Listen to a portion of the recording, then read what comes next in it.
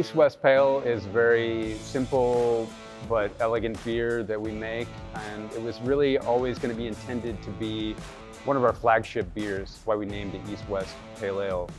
And the reason for that was because we wanted something that really showed the spirit of East West, something that is drinkable yet elevated in all the flavors. That's what we were trying to achieve, is just have that elegant beer that somebody can come in and realize how much more of a beer it is than their average beer on the street, but at the same time be challenged a little bit too, because there's some bright, bigger, hoppy flavors in there. There's bolder malt flavors. There's kind of an elevated ingredient level on every level of the beer. So, but it's still very approachable. Because it's a simple beer and an elegant and light beer, we call this a naked beer, right? So it doesn't have anything else going into it except for the 4 ingredients that make a beer: water, hops, malt, and yeast. Because of that, all those ingredients have to be spot on. You know, the water here in Vietnam comes from the sky, doesn't come from the ground, digging up all these nice minerals for beer making. That means that we have to add the minerals back in. This gives us a level of control to where we can control the mineral content to where it expresses the other ingredients really well. From there, we have the malt, and that has to be really, really good too. So we put in there one of my favorite grains from the UK. It's Maris Otter malt, malted by the Crisp Malting Company. And it is one of the finest malts in the world.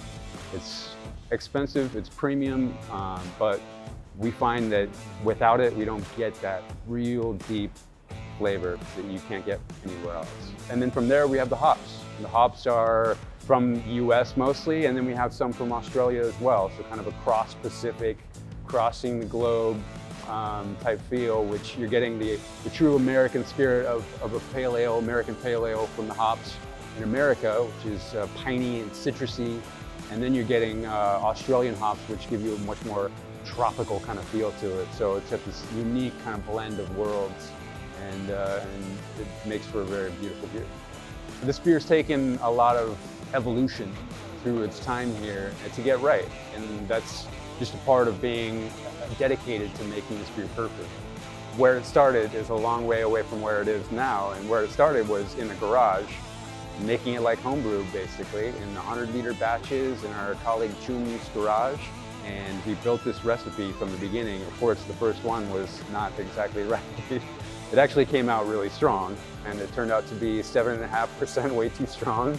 It's actually become one of our beers in our repertoire as a double pale ale, so a strong pale, but it's evolved from there, and just like funny how it began as this entirely different beer and has transformed over time into this beautiful little project.